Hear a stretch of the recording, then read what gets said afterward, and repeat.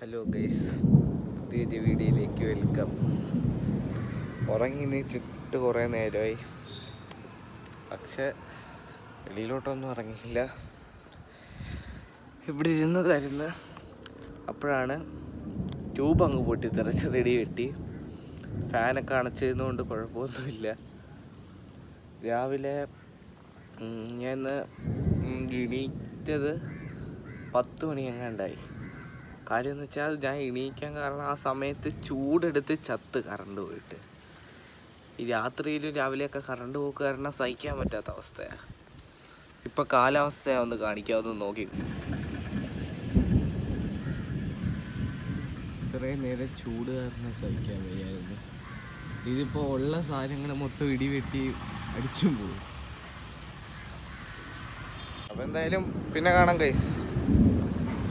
ഇടി വെട്ടുന്നു.